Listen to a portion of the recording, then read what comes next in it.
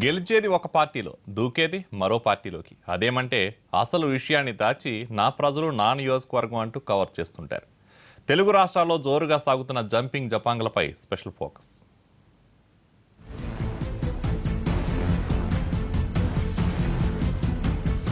ఎమ్మెల్యేలు పార్టీ మారినప్పుడల్లా వలసలు చర్చనీయాంశంగా మారుతున్నాయి. అయితే ఇలాంటి వలసలు మొదటివి కాదు, చివరివి కావు. అందరికీ తెలుసు, ఈ మధ్యకాలంలో ఇవి మరీ ఎక్కువయ్యాయి. అధికారం ఉన్న పార్టీలోకి దూకటం, మంత్రి పదవో మరేదో తీసుకోవటం పరిపాటిగా మారింది.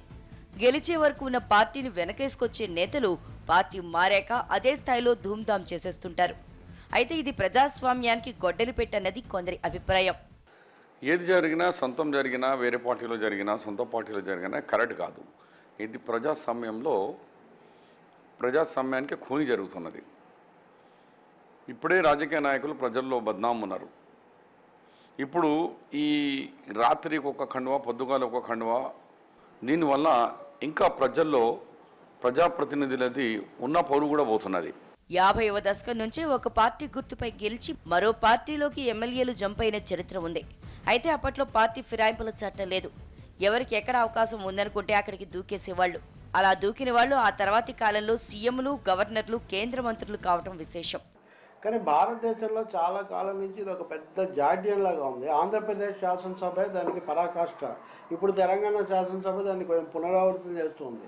1978లో చెన్నారెడ్డి ముఖ్యమంత్రిగా ఉన్నప్పుడు గెలిచినప్పుడు కేంద్రంలో జనతా ప్రభుత్వం ఉంది. జనతా పార్టీ తరఫున 60 మంది, రెడ్డి కాంగ్రెస్ తరఫున 30 మంది, కమ్యూనిస్టులో 15 మంది, 100 మందికి పైగా ప్రతిపక్షంలో ఉన్నారు. కానీ ఆ ప్రభుత్వం ముగిసేసరికి ప్రతిపక్షంలో కమ్యూనిస్టులు తప్ప ఎవరు లేరు. మిగతా వాళ్ళందరూ చెన్నారెడ్డి దగ్గర చేరిపోయారు. మాజీ ముఖ్యమంత్రి రోసయ్య గారు కూడా మండలిలో ఆ పార్టీలో చేరారు. సామూహిక ఫిరాయింపులకు అది పరాకాష్ట. ప్రజాస్వామ్యాన్ని అపహాస్యం చేస్తున్న వలసలకు అడ్డుకట్ట వేసేందుకు దివంగత మాజీ ప్రధాని రాజీవ్ గాంధీ హయాంలో పార్టీ ఫిరాయింపుల నిరోధక చట్టం వచ్చింది. 1985లో అమల్లోకి వచ్చిన ఈ చట్టంలో ప్రజాప్రతినిధులు పార్టీలు మారేందుకు వీలుగా కొన్ని మినహాయింపులు ఇచ్చారు. ఏదైనా పార్టీకి చెందిన 3% శాసనసభ్యులు కానీ, లోక్సభ సభ్యులు కానీ ఒక గ్రూప్గా ఏర్పడి పార్టీ మారచ్చు. దాన్ని అడ్డుపెట్టుకుని మళ్లీ వలసలకు తెరలేపారు అవకాశవాద నాయకులు. దీంతో 18 ఏళ్ల తర్వాత 2003లో పలు మార్పులతో ప్రధాని వాజ్పేయి హయాంలో ఫిరాయింపుల చట్టాన్ని కఠినతరం చేసే ప్రయత్నం జరిగింది. ఈసారి 1/3 వంతు కాస్త 1/2 వంతుకు మార్చారు. ఆయన వలసలు ఆగలేదు. ఏదో ఒక పేరుతో 1 ఎమ్మెల్యేలు గోడ దూకేస్తూనే ఉన్నారు. వలసలకు అడ్డుకట్ట వేయాల్సిన చట్టానికి అధికారమే అడ్డంకిగా మారుతోంది. పార్టీ ఫిరాయింపుల చట్టం వచ్చిన తర్వాత కూడా పరిస్థితులు మారలేదు. రకరకాల కారణాలతో చట్టసభల ప్రజాప్రతినిధులు ఒక పార్టీ గుర్తుపై గెలిచి మరో పార్టీ కండువా కప్పుకుంటున్నారు. ఫిరాయింపులకు ప్రధాన కారణం అధికారం కాగా ప్రతిపక్షాలు బాధితులుగా మిగులుతున్నాయి. ఓ నాయకుడు ముద్దుగా ఆపరేషన్ ఆకర్ష్ అని పేరు పెట్టుకున్న ఈ కార్యక్రమం నేటికి నిరాటకంగా సాగిపోతోంది. ప్రభుత్వానికి పూర్తి మెజార్టీ ఉన్నా ఎదుటి పార్టీని బలహీనపరచడానికి వలసల్ని ప్రోత్సహిస్తున్నాయి ఈ పార్టీలు. అంతకుముందు తమ అవసరాల కోసం ఎమ్మెల్యేలు పార్టీలు ఫిరాయిస్తే 2004 తర్వాత ప్రత్యర్థులకు చట్టసభలో ప్రాతినిధ్యం తగ్గించడమే లక్ష్యంగా సాగుతోంది. 2004లో వైఎస్ రాజశేఖర రెడ్డి సారథ్యంలో అధికారంలోకి వచ్చిన కాంగ్రెస్ టీఆర్ఎస్ నుంచి ఎమ్మెల్యేల్ని ఆకర్షించింది. అవసరం లేకపోయినా ఎమ్మెల్యేలు ఎమ్మెల్సీల్ని పనిగట్టుకుని లాగేశారు. దీనికి మద్దతుగా ఆపరేషన్ ఆకర్షణ్ పేరు పెట్టారు. అప్పట్లో పార్టీ విప్ను ధిక్కరిస్తూ ఎమ్మెల్సీ ఎన్నికల్లో టీఆర్ఎస్కు చెందిన ఎమ్మెల్యేలు ఓటు వేశారు. విప్ ధిక్కరించిన ఎమ్మెల్యేలపై అనర్హత వేటు వేయాలని స్పీకర్కు ఫిర్యాదు చేయడంతో పాటు న్యాయ పోరాటం కూడా చేసింది టీఆర్ఎస్. సుదీర్ఘ విరామం తర్వాత 2009 సార్వత్రిక ఎన్నికలకు ముందు స్పీకర్ సురేష్ రెడ్డి నిర్ణయం తీసుకున్నారు. చివర్లో వాళ్ల మీద అనర్హత వేటు పడింది. స్పీకర్ అధికారాల్లో జోక్యం చేసుకోకూడదన్న నిబంధన వల్ల కోర్టుకు వెళ్లినా తిరిగి బంతిని స్పీకర్ కోర్టుకే నెట్టేసేవి. రాజకీయ విలువలు ఖతమైపోతున్నాయి. ఇలాంటి వ్యక్తులు చేపట్టి రాజకీయ నాయకులకు కూడా విలువలు పోతున్నాయి. ప్రజల మధ్యలో నవ్వుల పాలైపోతున్నాం. వీళ్ళేంది అంటే ఒక వ్యక్తి ఒక మాట తీసుకున్న తర్వాత దాని మీద స్టాండ్ లేకుండా నా కాన్స్టిట్యున్సీ అభివృద్ధి అంటే ముఖ్యమంత్రి గారు ఉన్నప్పుడు 109 కాన్స్టిట్యున్సీ 119 కాన్స్టిట్యున్సీ అభివృద్ధి చేయాలా అనే డ్యూటీ. అధికార పార్టీలోకి చెక్కేసిన ఎమ్మెల్యేలపై అనర్హత వేటు పడటం అరుదుగా మారింది. తమ పార్టీలో చేరితే ఒకలా, తమ పార్టీ వాళ్లు వేరే పార్టీలో చేరితే ఇంకోలా భాష్యం చెప్పటం నేతలకు వెన్నతో పెట్టిన విద్యగా మారింది. పార్టీ ఫిరాయింపుల చట్టానికి అధికార పక్షమే ఓ పెద్ద అడ్డంకి. పాలకపక్షంలో చేరేవారికి శ్రీరామరక్షలా మారుతోంది. అదే అధికార పార్టీ నుంచి ఇతర పార్టీల్లోకి వెళ్తే తక్షణమే వాళ్లపై వేటు పడుతుంది. 2009లో కాంగ్రెస్ పార్టీ నుంచి గెలిచి జగన్ వైపు వెళ్లిన 16 మంది ఎమ్మెల్యేలపై అప్పటి స్పీకర్ నాదెండ్ల మనోహర్ అనర్హత వేటు వేశారు. అప్పట్లో కాంగ్రెస్ పార్టీ విప్పును ధిక్కరిస్తూ కిరణ్ కుమార్ రెడ్డి ప్రభుత్వంపై అవిశ్వాస తీర్మానానికి అనుకూలంగా ఓటు వేశారు ఈ 16 మంది ఎమ్మెల్యేలు. అయితే ఆలస్యంగా అనర్హత వేటుపై నిర్ణయం తీసుకున్నారన్న అభిప్రాయం వ్యక్తమవుతోంది. అధికార కాంగ్రెస్ కి నష్టం కలగని రీతిలో నిర్ణయం జరిగిందన్న అభిప్రాయం బలంగా వినిపించింది.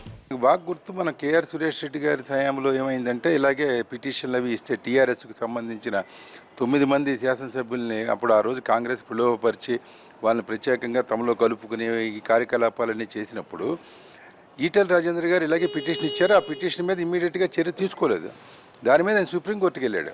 సుప్రీంకోర్టుకు వెళ్ళడం వల్ల మరింత జాప్యం జరిగింది. సుప్రీంకోర్టుకు వెళ్తే ఏమైందంటే వాళ్ళు నో మాకు సంబంధం లేదు, అంతిమంగా స్పీకర్ నిర్ణయం తీసుకోవాలని మళ్ళీ ఆయన వేసినటువంటి స్పెషల్ లీవ్ పిటిషన్ని తిరస్కరించడం జరిగింది.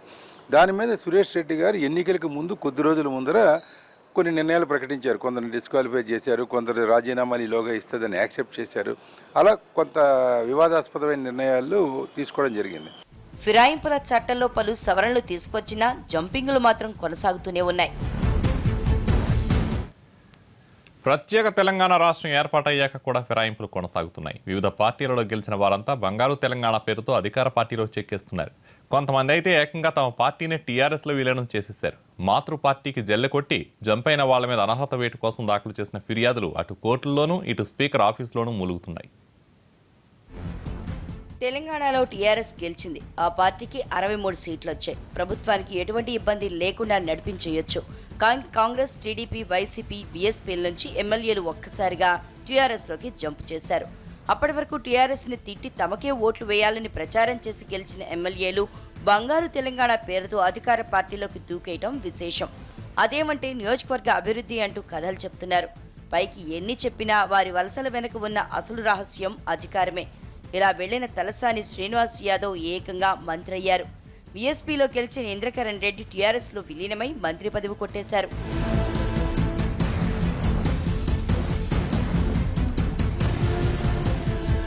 అరవై 3 మంది ఎమ్మెల్యేలున్న టీఆర్ఎస్ బలం ఇలా వలసలతో 80కి చేరింది.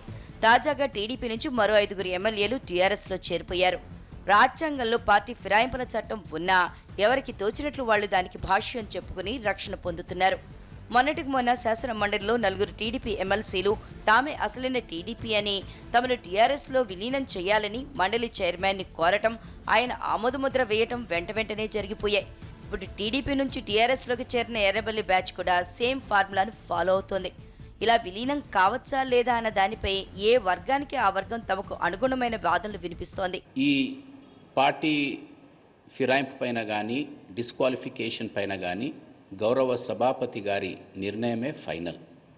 వారు తీసుకున్న నిర్ణయం, వారు ఈ 2 పార్టీల ద్వారా ఎవరైతే డిస్క్వాలిఫికేషన్ పిటిషన్ పెట్టారో వారితో జరిపిన చర్చల తర్వాత వారు తీసుకోబోయే నిర్ణయం ఫైనల్. పార్టీ ఫిరాయించే వాళ్లను ఏం చేయాలనేది స్పీకర్దే అంతిమ నిర్ణయం. అయినప్పటికీ దాన్ని కోర్టులో సవాల్ చేయడానికి పార్టీలు సిద్ధమవుతున్నాయి. ఇలాంటివి జరగకుండా ఉండాలి అంటే ఫిరాయింపుల నిరోధక చట్టం అమలుని రాష్ట్రంలో గవర్నర్కు, దేశంలో రాష్ట్రపతి చేతిలో ఉంచాలన్న లా కమిషన్ సిఫార్సులపై దృష్టి సారించాలన్న అభిప్రాయం వ్యక్తమవుతోంది. సో ఈ డిలేలు అవి నివారించాలంటే నిర్దిష్ట కాల పరిమితి అనేది వీటిల్లో సూచించడం ముఖ్యం.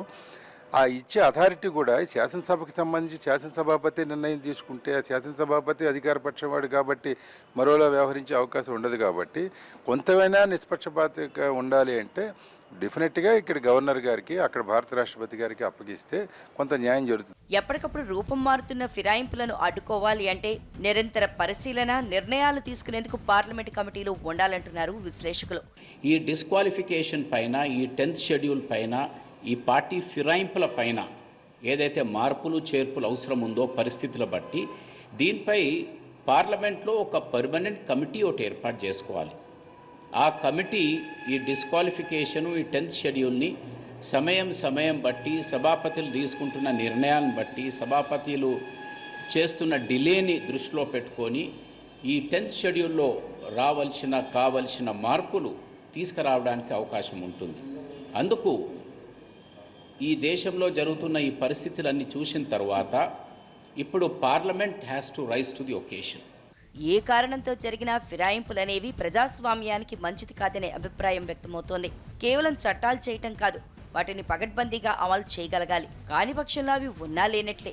ఫిరాయింపుల చట్టం విషయంలో కూడా అదే జరుగుతోంది. పార్టీ మారుతున్న వాళ్ళు అధికార పక్షాన్నే ఆశ్రయిస్తున్నారు.